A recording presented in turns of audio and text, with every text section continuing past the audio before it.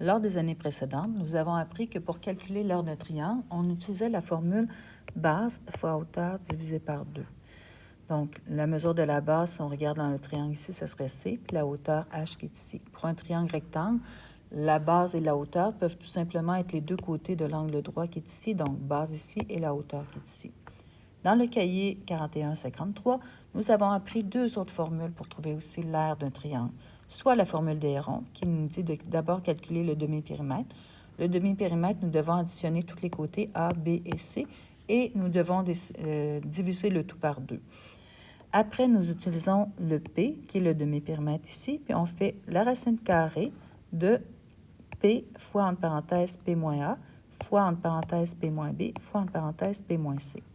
Puis, ça nous donne l'aire de notre triangle. Nous avons aussi appris une autre formule, qui est la mesure du côté A fois la mesure du côté C, fois sin de mon angle B qui serait ici, l'angle B étant entre le côté A et le côté C. Le tout divisé par 2. Dans les prochaines pages, nous allons surtout parler de la formule de Héron. Dans l'exemple suivant, nous avons deux triangles semblables. Sauf que si on regarde les triangles qui sont ici, nous n'avons pas la mesure de BC et nous n'av'avons pas la mesure de A'C'. Nous devons utiliser les propriétés des triangles semblables, soit le fait que les côtés sont tous proportionnels, pour pouvoir calculer les mesures des côtés qui nous manquent. Donc, nous avons la mesure de AB et de A'B' qui nous permet de faire les proportions qui sont ici. Avec les proportions, nous pouvons déterminer que la mesure de BC est de 5 cm et la mesure de A'C' est de 24 cm. Une fois que l'on a les mesures de tous nos côtés, nous pouvons regarder ce que nous avons. Étant donné que nous avons trois côtés d'un même triangle, nous pouvons appliquer la formule de Héron. Nous devons d'abord calculer notre demi-périmètre, qui est juste ici, la formule du demi-périmètre, avec notre côté A qui est 2 cm, B 5 cm et C 6 cm. Cela nous donne un demi-périmètre de 6,5. Nous l'appliquons dans notre formule de Héron qui est ici, et en appliquant avec la formule de Héron, on obtient 6,5 fois entre parenthèses 6,5 moins 2 fois entre parenthèses 6,5 moins 5 fois entre parenthèses 6,5 moins 6.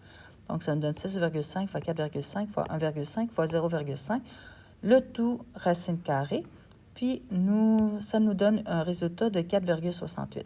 On s'entend que c'est pas 4,68 exactement, c'est 4,68374849 et j'en passe. Nous avons arrondi le tout à 4,68. Pour ce qui est du grand triangle, on utilise le même principe que pour le petit triangle. Donc, on calcule notre demi-périmètre qui est de 26, nous l'appliquons dans notre formule et nous obtenons tout simplement un aire pour notre grand triangle de 74,94. Une autre façon plus rapide de calculer l'aire de notre deuxième triangle aurait été d'utiliser notre aire du petit triangle et notre rapport de Motesi. Si on regarde pour passer de 2 à 8, de 5 à 20 et de 6 à 24, nous avons tout simplement de multiplier nos côtés par 4. Donc, le rapport de Motesi serait de 4. On peut utiliser le rapport de Motesi au carré qui nous donne le rapport des aires qui est de 16 pour calculer l'aire de notre grand triangle.